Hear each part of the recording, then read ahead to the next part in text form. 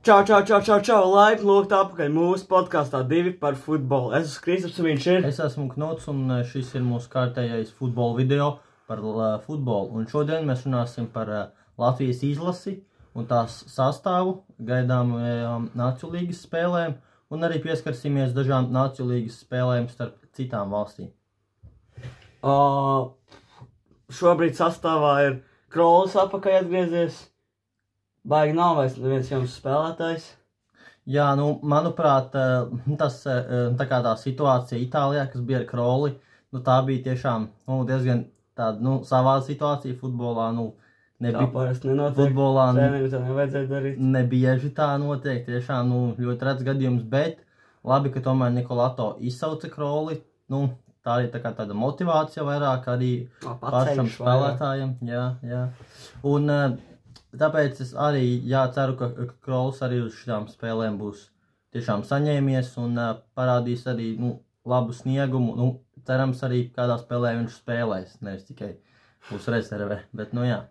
Man šķiet, ka viņš spēlēs, es domāju, varētu pat uzlikt šās 3 uzbrucējus, 2 par vidu, labi, varētu 2 malās, 2 par vidu un Krols kā pussargs, pussargs. Jā, varbūt tādu savējo spēles sastāvu pret Ziemeļu Maķedoniju. Parādi spēlētājs, neatcerēšos no galvas. Nē, tu taču zini daudz. Nosauc 12 spēlētājs, nevis. Sauc 12. Ok, davai. Sākam ar vārdsargiem. Zviedrs, 100%. Zviedrs. Aizsardzības četrnieks. Dubra, Tobersts, Savaļnieks un Jurkovskis. Kur to varētu būt pussargi? Viens pussargs. Spēlē ar vienu centru? Labi. Varslavans. Varslavans, jā, laba izvēle. Un tad 4 uzbrucēji. 5 uzbrucēji.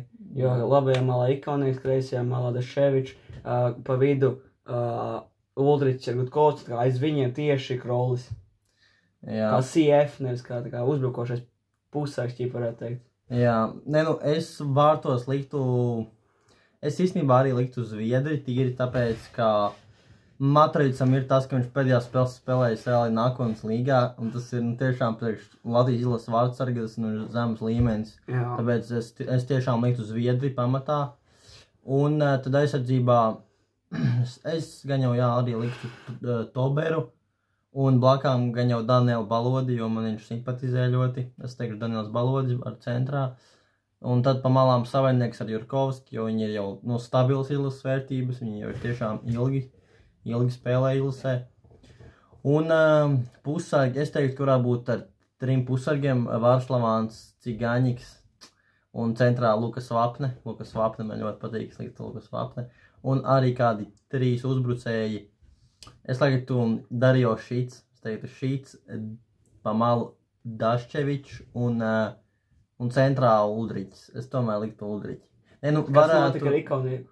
Varētu arī Kroli likt, bet Krolis tomēr, pamats sastāvās šaubos, ka viņš drīzāk būs. Tā kā Jānim ir, man liekas, Ikoniekam goda augāds, man liekas, viņam bija sakrāts kaut kādas dzeltenās kartītes, un es īsti šaubos, vai viņš spēlēs. Bet, varbūt arī viņš spēlēs. Īstenībā, jā, par Ikonieku man grūti teikt, es nezinu, vai viņš spēlēs, jā. Bet, jā, tas... Bet, ja godīgi, man šķiet, ka ir daži spēlētāji, ko vajadzētu to visās izlasi. Kāpēc Ošu šajā sezonā labi spēlēja? Oši bija labs. Bet, viņš pavadīja nākotnes līgā. Labi, jā, viņš finālu spēlēja. Jā, viņš bija labs finālā. Un spēlēja arī pret RGFC pēdējo spēli. Labi, tas nepaveicās, bet tā kā Šteiboru vajag izlasē, ne gluži kā uz soliņa varētu teikt tā, kā motivēt klubu. Jo es nedomāju, ka Nikolato visus var motivēt latviski, viņš taču nevar, Šteiboru visus motivēs latviski. Steinbors māka motivēt spēlētājus. Kaut kā uz laukumu viņi var uzlikt. Jā. Pendelēs točina. Pendelēs viņš ir labs, bet es šaubos, ka šajā izlašu spēlēs baigi būs pendeles vai kaut kas tam līdzīgs. Tā kā, mūsuprāt, tiešām Zviedris būtu laba opcija vārtos, tāpēc, ka viņš arī spēlē visu sezonu FK Audu sastāvā ļoti stabili. Tāpēc ceru, ka ka viņam arī uzticēsies, ceru treneris. Tas būtu tiešām ļoti nepieciešams arī priekš Zviedri, kurš tā kā... Jā. Tā kā viņš... Ozolu vajag izlases aizmirst pateikt. Vēl Roberts Ozols spēlē Uzbekistānas čempionātā. Arī diezgan kvalitatīvi, labi aizved visas spēles, bet kaut kā viņu Nikolato tomēr nesauc uz izlasi, tas ir tā, savādi, bet Jā, ka paveikt, tas būs visam savs laiks. Jā, cerams viņa izsauks izlasi, jā. Labi, tad varbūt arī prognozējam rītdienas Nāciju līgas spēļu rezultātus, spēļu iznākums. Labi, tad mums ir rītdienas spēles Nāciju līgā. Rītdien sākās tā, tad pirmā spēle būs agrā Kazahstāna pret Austriju. Austrija, mēs abi domājam, ka Austrijai vajag uzvarēt. Nē, Kazahstāns negribētējiem būt vienam laba Austrija. Nē, tā jau varbūt var Kazahstāna kaut kur aizķerties, kaut ko mēģināt, bet Austrijai... Pat Latvijai iespēja uzvarēt Kazahstānu. Pat Latvijai būs tiešām iespēja uzvarēt Kazahstānu, tāpēc, mēs sakām Austrija, ko tas tiktu teikt, kas rezultāts. 3-0. Tieši manas domas, mēs abi dēli domājam, tad 3-0, varbūt pat 4. 4-1 varbūt. Nepaveiksies. Būs 4, bet neskaidīs golu. Jā, varbūt arī tā. Labi, tad nākamā spēle. Armēnija pret Fērusalas. Mūsu grupas spēle tieši. Otrā spēle mūsu grupā. Ja godīgi, es gribu, lai Armēnija, jo es gribu, lai Latvija uzvar Armēniju, es gribu, lai Armēnija pirmajā vietā. Tā kā Latvija uzvar Armēnijas un apzinīgi, ka esam pirmajā vietā. Jā, tas būtu diezgan labi, jā. Bet es teiktu neizšķirts. Nē, godīgi, diezgan līdzīgi tā. Tāpēc, ka, Armēņi, viņi būs favorīti, viņi ir labāki, protams, pa Fērusalu, viņiem ir daudz labāks sastāvs, bet Fērusala tiešām, ir ciets rieksts arī, kā mēs zinām, arī Latvijai bija grūti pat Fērusala. Vismaz, viņiem kaut kas kopīgs ar mums.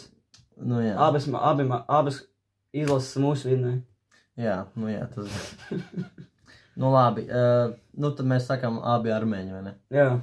Mēs sakam armēņi uzreiz. Tad nākamā spēle mūsu grupā Latvija, Ziemeļmaķedonija. Ziemeļmaķedonija lāk! Es jokoju. Spēle notiks Skopjē, Ziemeļmaķedonijā. Braucu. Tā kā Latvijai būs grūti, tur tomēr savādāks klimats, bet kāds tavs domas par šo maču? Pacīnīsimies, uzies Krols laukumu 92.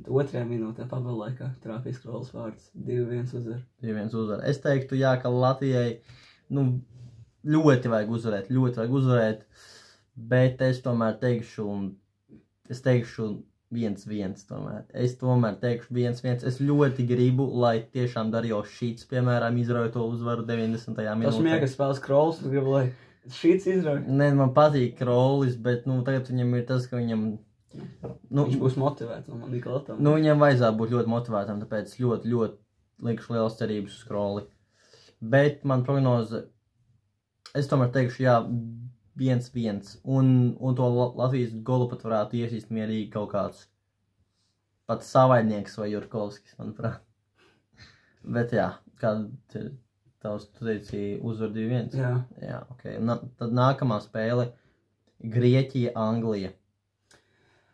Ņemot vērā, ka šobrīd iet dažiem Real Madrid spēlētājiem, tad Grieķija vajag uzbraukt, jo saspēle nebūs, bet cerams, ka Anglija.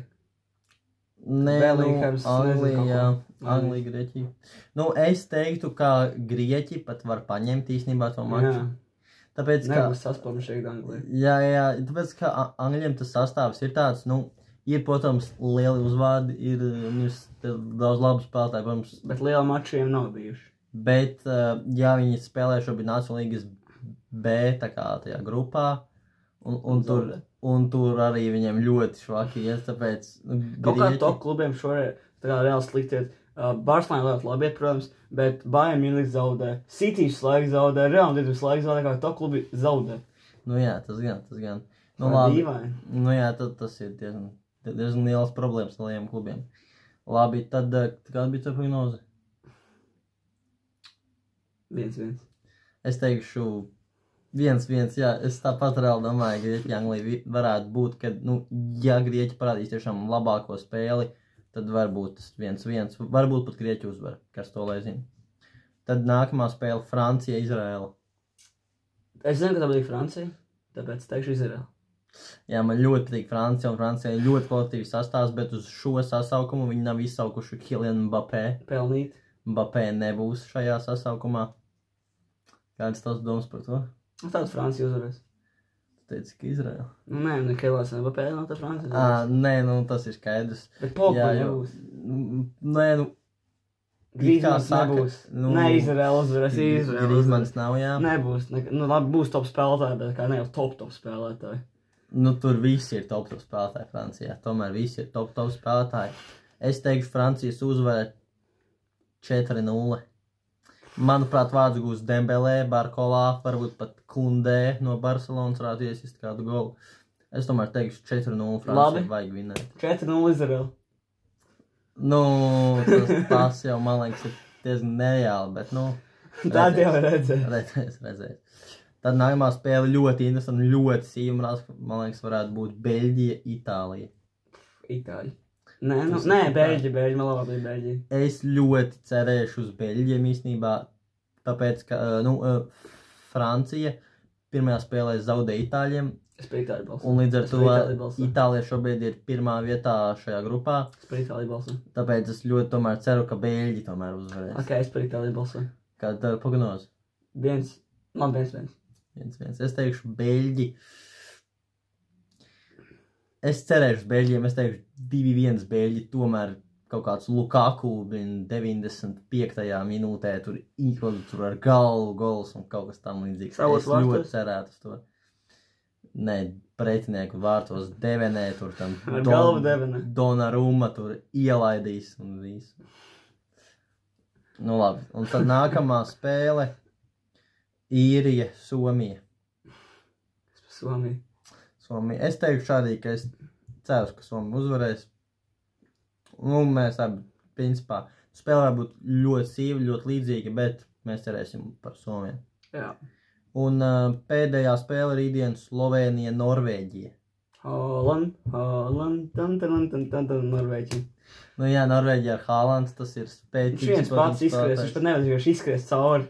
Jā, bet Slovēņi, manuprāt, ir ļoti nenovērtēta komanda, jo viņiem ir vārtos Jans Oblaks, kurš ir tiešām kvalitatīvs vārdsargs Madrides Atletico, jau tur 10 sezonu spēlē, 10 pārtu sezonas vai cik tur, un Oblaks jā, un arī uzbrucēji labi, tur ir Šeško no Leipzigas Red Bull, tā kā es pat teikšu Sloveniju. Lai interesantāk teikšu Sloveniju. Kā domā, kāds rezultāts?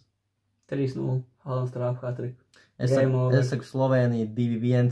Šeško izraus uzvaru Sloveniju. Labi, tad redzēs. Labi, tad varbūt šodien laikam punktu. Davai, tas arī šodien būs viss. Atā. Tiekamies citos mūsu video.